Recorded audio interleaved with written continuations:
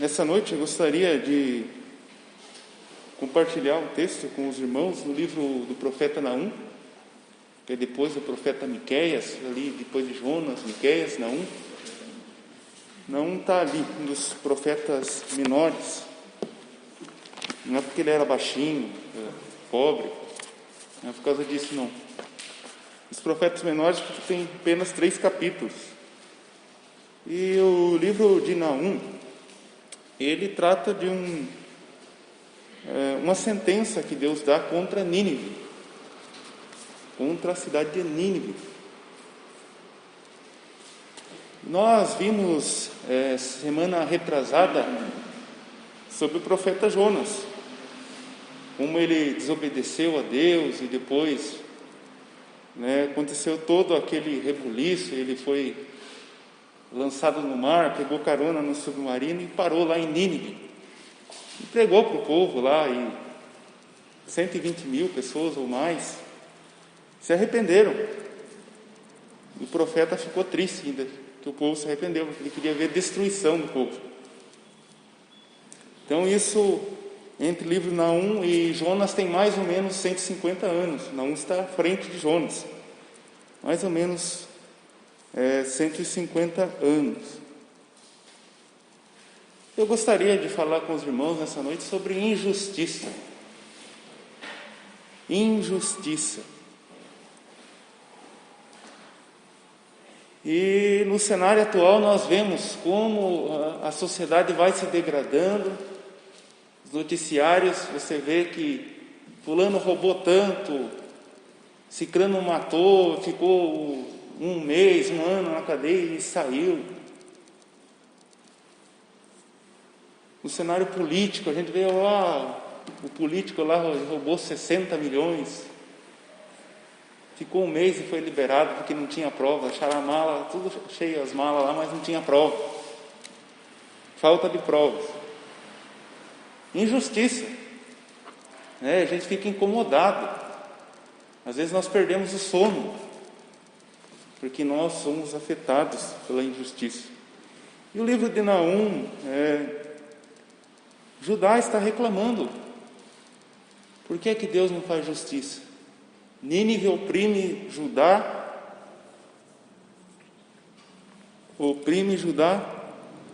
e parece que Deus não vê o seu povo e não faz justiça.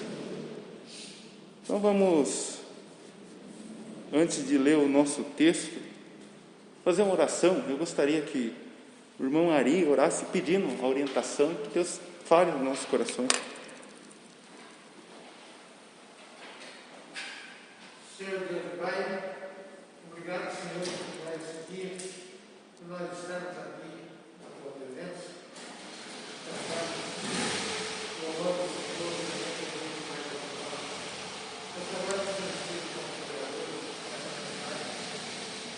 e a sabedoria é Ele para que nós possamos palavra, tem proteção desse dia, para nós entendermos não só isso, devemos colocar em prática a nossa teoria, colocar na nossa instalação, tudo que nós vamos estar aprendendo de hoje. Deus fazer a expressão de Deus para o seu filho, seja de cada realização do seu Deus. Tudo isso peço e agradeço ao Senhor Jesus. Hoje nós vamos estar vendo o capítulo 1, porque mais ou menos o 2 e o 3 vão falar da destruição de Nínive. Nós vamos estar falando do capítulo 1, que já trata disso. Vamos estar lendo até os versículos, até o versículo 7, e depois nós veremos os outros demais versículos. Peso de Nínive, ou sentença de Nínive, alguma outra versão. Livro da visão de Naum, o Eucosita. O Senhor é Deus zeloso e vingador. O Senhor é vingador e cheio de furor. O Senhor toma vingança contra os seus adversários e guarda a ira contra os seus inimigos. O Senhor é tardio em irar-se, mas grande em poder, e ao culpado não tem por inocente. O Senhor tem seu caminho na tormenta e na tempestade, e as nuvens são o pó dos seus pés. Ele repreende ao mar, e o faz secar, esgota todos os rios, desfalece Bazã e o Carmelo, e a flor do Líbano murcha. Os montes tremem perante ele, e os outeiros se derretem, e a terra se levanta na sua presença, e o mundo e os que neles habitam. Quem parará diante do seu furor, e quem persistirá diante do ardor da sua ira? A sua cólera derramou-se como um fogo, e as rochas foram por ele derrubadas. O Senhor é bom, e ele serve de fortaleza no dia da angústia, e conhece os que confiam nele. Amém por isso. Deus conhece, é uma fortaleza, e conhece os que confiam nele. Então, como eu disse, o profeta Naum leva essa sentença, diferente de Jonas, ele não foge, mas ele vai até o povo para proclamar essa sentença de Deus. Ele aqui fala numa região eucosita, seria mais ou menos uma região ali no norte de Israel, perto, na região da Galileia. E ele começa falando: o Senhor é Deus zeloso e vingador. Zeloso e vingador. Por que zeloso? Porque ele zela pelo seu povo, ele tem ciúme do seu povo, mais ou menos a ideia que um comentarista disse. Ele tem zelo pelo seu povo. O Senhor é vingador e cheio de furor.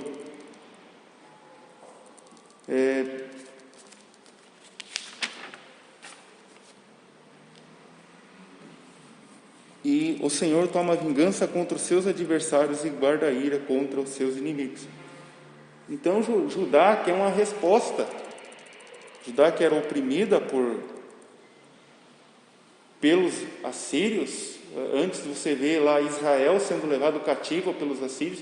Agora você vê aqui Naum, Judá sendo oprimida pelos assírios, os ninivitas, que era do Império Assírio, e eles estão preocupados. Parece que o inimigo faz todas as coisas, oprime, maltrata, e não acontece nada. E são o império, são a nação, é a nação que está no auge naquele momento, a nação assíria. E às vezes acontece isso conosco. Nós somos oprimidos, nós somos maltratados, e a gente quer uma resposta. Quer uma resposta de Deus. O senhor não está vendo o que fulano está me fazendo? O senhor não está vendo o que os governantes estão fazendo, as leis que eles estão aprovando, os juízes, que os líderes? O senhor não está vendo? E a gente quer uma resposta de Deus. A gente envia uma mensagem, um SOS lá para Deus, e cobra uma resposta do Senhor. E aí o profeta traz essa mensagem, esse encorajamento ao povo, trazendo essa memória de quem é Deus. E traz essa para que o povo se lembre de quem é Deus, para que o povo tenha esperança. E aí ele cita que ele vai destacar os atributos de Deus relacionados com a sua justiça. Deus é zeloso e vingador. O Senhor é vingador e cheio de furor. O Senhor toma vingança contra os seus adversários e guarda a ira contra os seus inimigos. Uma visão terrível para aqueles que são contra Deus,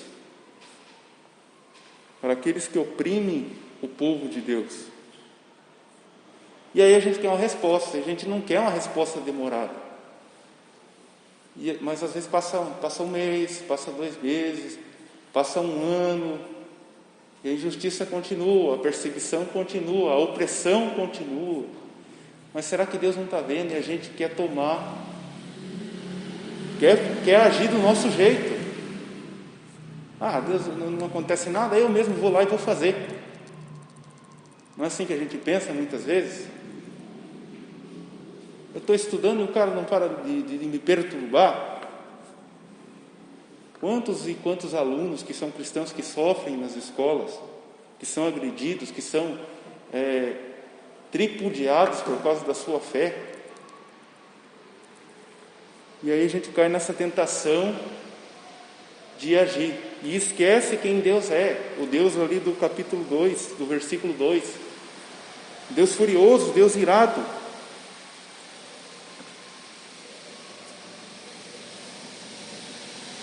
E lembra que Jesus fala para Paulo, quando ele é Saulo ainda, chamado Saulo, quando ele está perseguindo o povo de Deus: Saulo, Saulo, por que me persegues? Então, quando os nossos inimigos estão nos perseguindo, eles não estão mexendo apenas conosco, eles estão mexendo com Deus. Então é essa visão que o profeta Naum traz, que é trazer que o povo se lembre de quem é Deus e que Deus vai agir. E como eu disse, a gente quer uma resposta rápida. E aí, para nossa surpresa, o que Deus fala no versículo 3? O Senhor é tardio em irar-se. Nossa, Deus, mas eu queria que o Senhor destruísse esse povo. E o Senhor não vai fazer nada? O Senhor diz que é paciente, é muito paciente em algumas versões. Aqui na minha versão, o Senhor é tardio em irar-se. Naum, capítulo 1. Naum, capítulo 1. O Senhor é tardio em irar-se, mas grande em poder, e ao culpado não tem por inocente.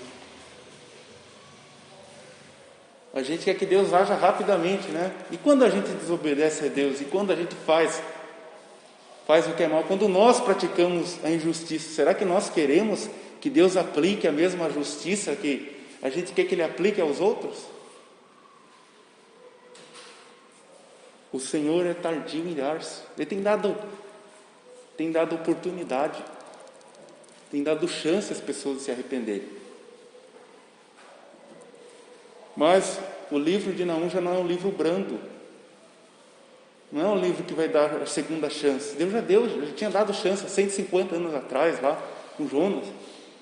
E agora se passou essas gerações e o povo não conhece mais Deus e voltou às suas práticas pecaminosas, voltou a praticar a maldade. O Senhor é tardio em irar-se, mas grande poder, e ao culpado não tem por inocente. O Senhor tem o seu caminho na tempestade, versículo 3. Vamos ler até alguns versículos aqui. Tem o seu caminho na tormenta, e na tempestade as nuvens são o pó dos seus pés. Ele repreende o mar e faz secar, esgota todos os rios, desfalece em Bazã, e o Carmelo e flor do Líbano murcha. Os montes tremem perante ele, e os outeiros se derretem, e a terra se levanta da sua presença, e o mundo, e todos que nele habitam. Quem parará diante do seu furor, e quem persistirá diante do ardor de sua ira? Quem que, praticando maldade, injustiça, quando Deus se levantar para fazer justiça, vai parar diante dele? Quem? Ninguém. E é essa visão que Deus quer trazer para nós, e Ele mostra essas coisas.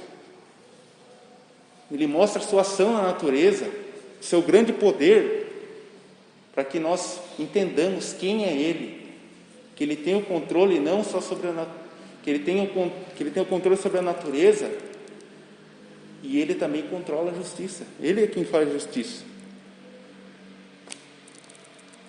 Então Deus faz justiça ao seu povo, e ninguém para diante de Deus quando Deus se levanta para fazer a sua justiça.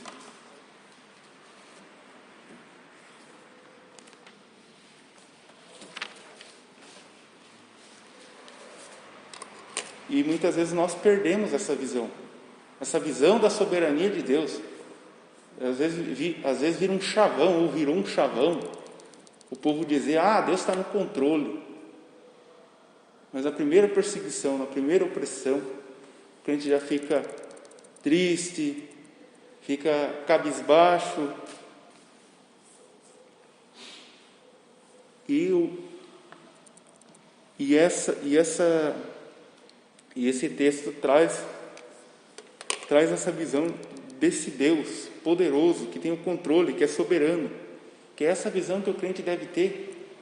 Que é essa visão que nós devemos ter. Que Deus pode demorar, às vezes demora porque Deus é longânimo, porque Deus está dando chance. Não quer dizer que Deus está inerte, que Ele não está vendo, mas Deus está no controle.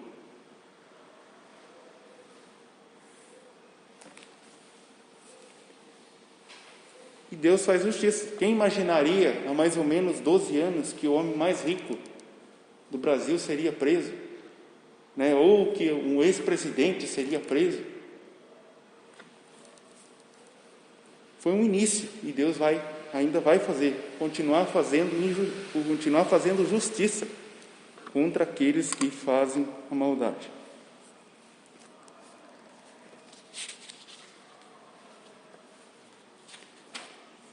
E aí nós chegamos ali no versículo 7, né? Quando o Senhor é bom e Ele serve de fortaleza no dia da angústia. Ele conhece os que confiam nele. Ele conhece os que confiam nele. E Davi, quando você lê os salmos, muitos dos salmos deles, os salmos que o profeta era perseguido, ele tinha essa visão de Deus. Ele chamava Deus de seu refúgio, chamava Deus de sua fortaleza. E é essa visão que a gente deve ter diante dessas perseguições que fazem contra nós, que fazem contra os crentes. Nós vemos a China agora querendo cortar os benefícios daqueles que são cristãos, que moram lá, igrejas sendo destruídas, na Índia, em várias partes da África, Oriente Médio. Mas esse povo ainda pode confiar em Deus, porque Deus é o refúgio deles. Deus é o refúgio deles, o refúgio seguro, o baluarte, a fortificação inexpugnável, a quem ninguém pode penetrar. E aí o versículo 8: e com a inundação transbordante acabará de uma vez com o seu lugar, e as trevas perseguirão seus inimigos. Que pensais vós contra o Senhor?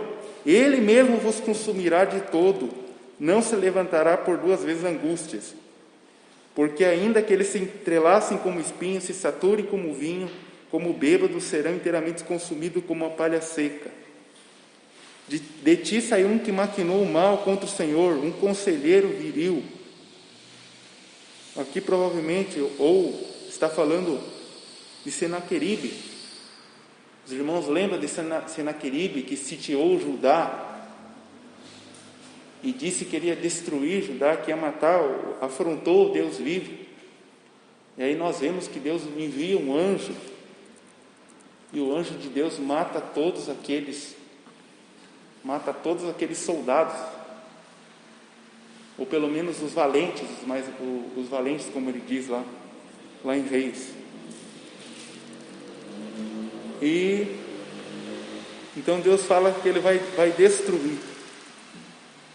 E aí ele continua: assim diz o Senhor, porque mais seguro que estejam, por mais numerosos que sejam, ainda assim serão exterminados.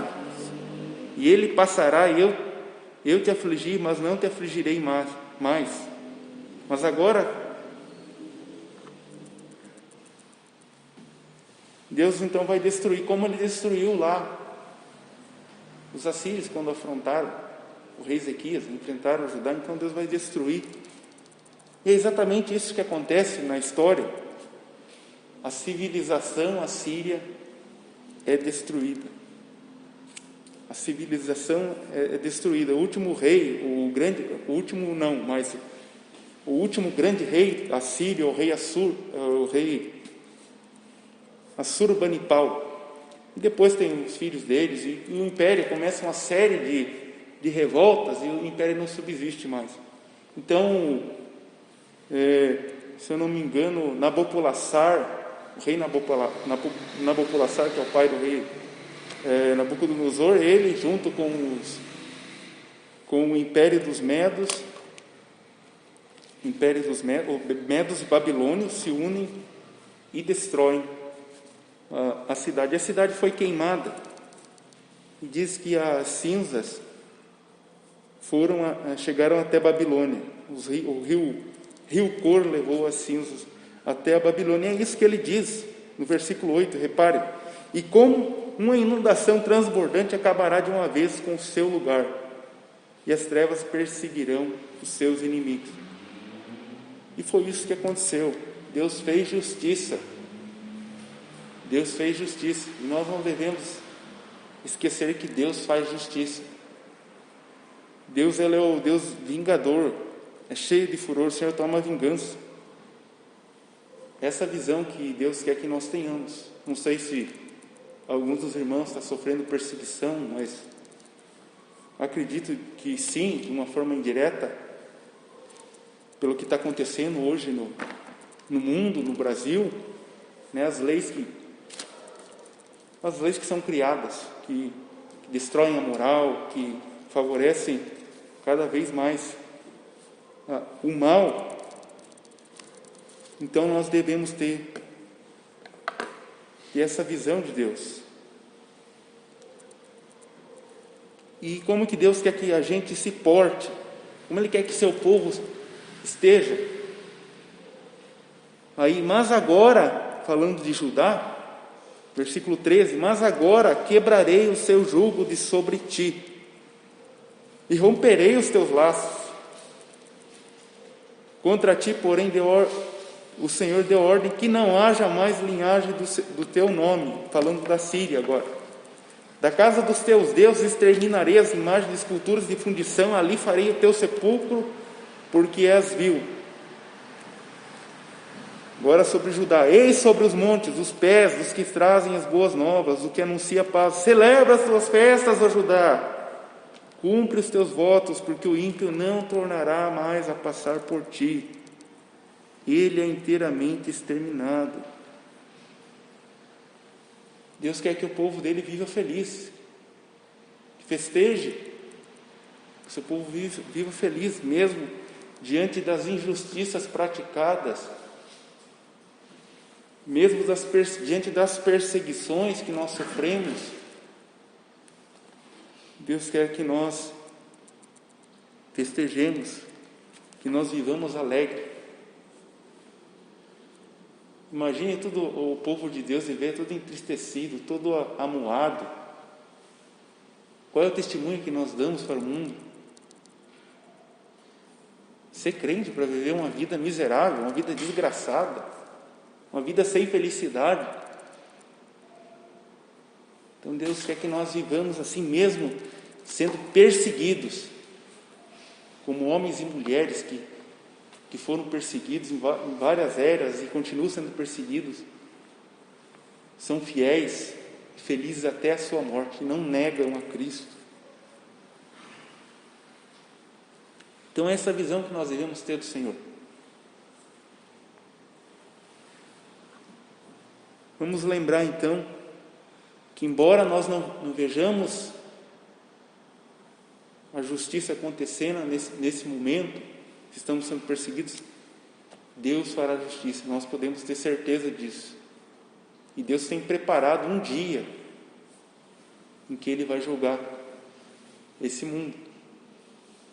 A justiça de Deus não falha, não é como a justiça humana. Prende hoje, solta amanhã, às vezes nem é preso.